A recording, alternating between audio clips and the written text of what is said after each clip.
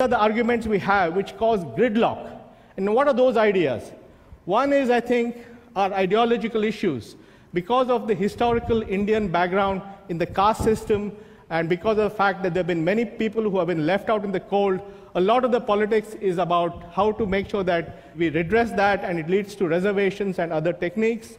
It's also related to the way that we subsidize our people and all the left and right arguments that we have.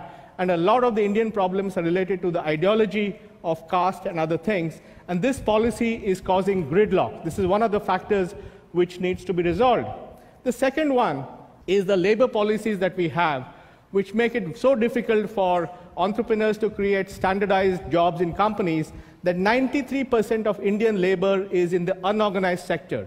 And they have no benefits. They have no, they don't have social security, they don't have pension, they don't have healthcare, none of those things.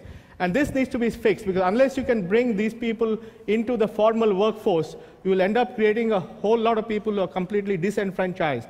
And therefore, we need to create a new set of labor laws which are not as onerous as they are today, at the same time give opportunity for a lot more people to be in the formal sector and create the jobs for the millions of people that we need to create jobs for. And the third thing is our higher education. Indian higher education is completely regulated. It's very difficult to start a private university. It's very difficult for a foreign university to come to India. And as a result of that, our higher education is simply not keeping pace with India's demands. And that is leading to a lot of problems which we need to address.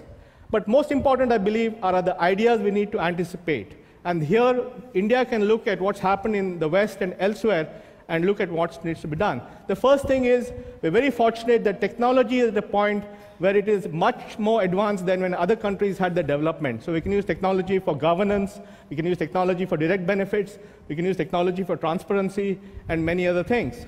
The second thing is the health issue. India has the equally horrific problems of the higher state of cardiac issues, the higher state of diabetes, the higher state of obesity. So there's no point in replacing a set of poor country diseases with a set of rich country diseases, and therefore we have to rethink the whole way we look at health, and we really need to put in place a strategy so that we don't go to the other extreme of health.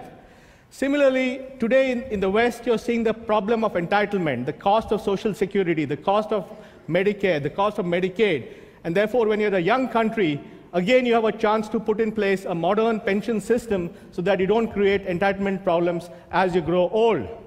And then again, India does not have the luxury of making its environment dirty, because it has to marry